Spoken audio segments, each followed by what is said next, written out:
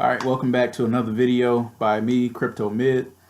Um, just a little bit about myself real quick. So this video, I'm just gonna dive into a little bit about myself.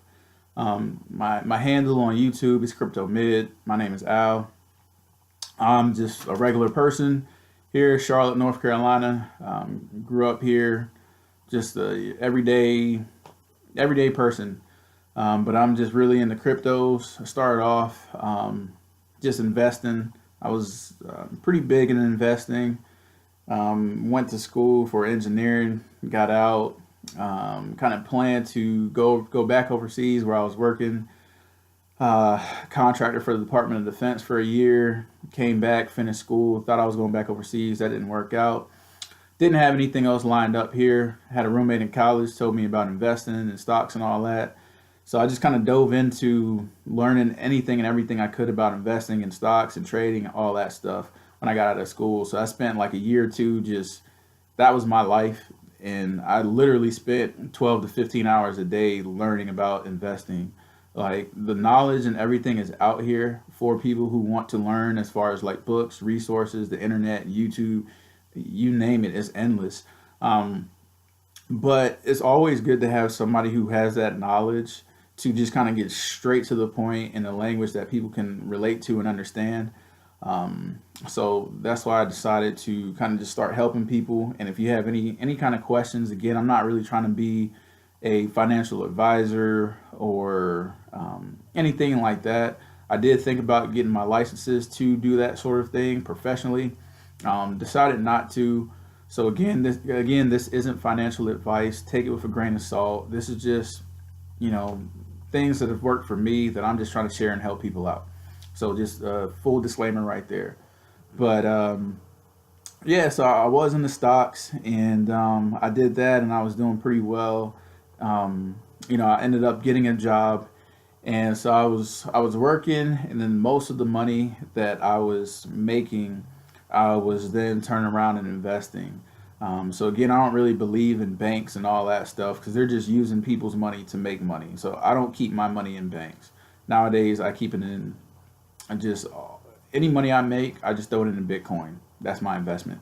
But but yeah, so at that time, I was throwing it in stocks because I was doing stocks at that time, and there was a learning curve, but eventually started doing pretty well. And another important thing is kind of just cash flow management, just managing your cash flow, coming up with goals and short term, mid term, long term goals for where you want to be financially.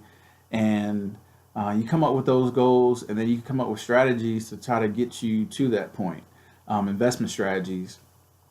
But so I was investing in stocks and doing that, made a decent amount of money kind of maybe a couple years ago before Bitcoin really took off. Maybe when it was around like $500 a coin, $600 a coin. I had a bunch of money. Well, not a bunch, but for the everyday person, it was a bunch to me. I would say maybe 30 or 40K kind of like just saved up and kind of made through investing. So for me, that was kind of a big deal. And I was trying to decide, man, should I kind of go all in on the stock, all in on Bitcoin? I'm a pretty aggressive trader. Decided to go all in on the stock because I thought it would go up, and then I had planned to pull that money out and then just kind of go all in at Bitcoin. Essentially, I made the wrong decision. Got into stock. It got suspended. Just a whole bunch of just bad stuff.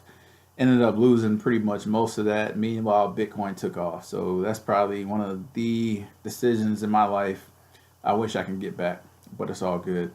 So anyway, beginning of this year, I kind of got back into kind of trading and investing. Left my job and wanted to do that full time, and but kind of didn't have the money to do it and sustain it full time because I got bills.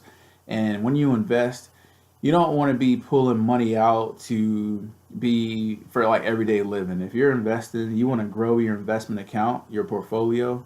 So you want to be throwing money in and not having to pull it out for any reason.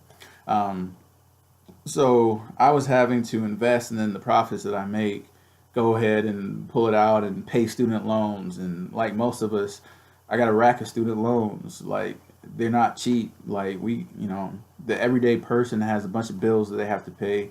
So essentially, any gains that I was making from, essentially, I was day trading pretty much. Um, I was having to pull out those money to pay bills, and I was like, man, all right, I can't really do this. This ain't working right now. So I was like, I'm gonna have to get another job. So I ended up getting another job, and then a buddy of mine kind of told me that they had exchanges for Bitcoin, and I was like, oh wow, they got exchanges. So it works the same way as kind of like trading. So I was like, bet. I was like, I'll learn that, see if it's the same. So I just kind of gave it a trial run, and yeah, it was fairly easy for me to pick up and learn because of my investing background. So I just hit the ground running and doing that. So I got a job, and I was kind of trading and investing in Bitcoin just when I wasn't working, essentially. And then so started making good money, and so now I'm essentially straight. So that's just a little quick history just about me and kind of like my journey to get to this point. I've been pretty successful in crypto. Like I said, like with Bitcoin, successful off of Bitcoin. Some of my trades, trading in Bitcoin. I bought in the Ether. Let me see. When I was at my old job at the end of 2016, I bought in the Ether. I first started trying to get in the Ether.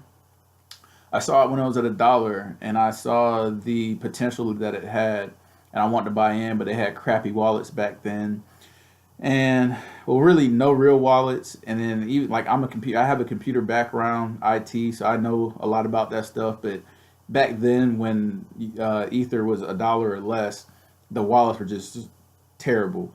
So I gave up on getting on. I was like, I'll just wait until it has a stable wallet.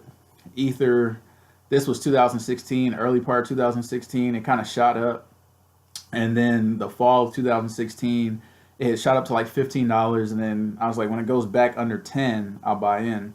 So I had $1,000 to play around with. So I just threw $1,000 in Ether at 9, and I was like, this is definitely going to take off because of the potential, which it did. So it took off, and then I think Ether hit a high of like 400.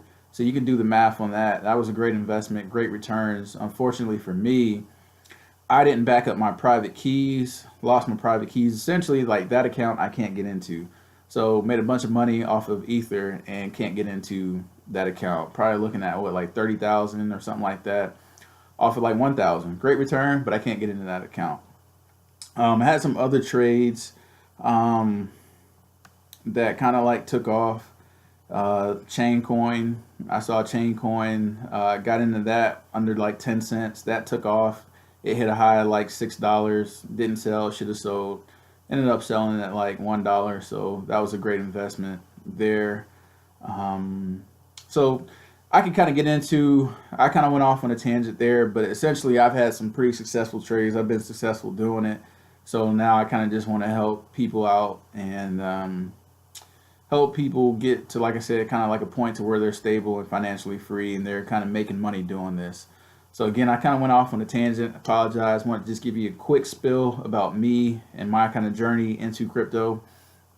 I'm not 100% expert, but trust me, I know a lot about crypto, a whole lot. So and about the whole trading and investing in it. So if I can help anybody out, please feel free to shoot me questions. Eventually, I'll get to a point where I start giving out picks.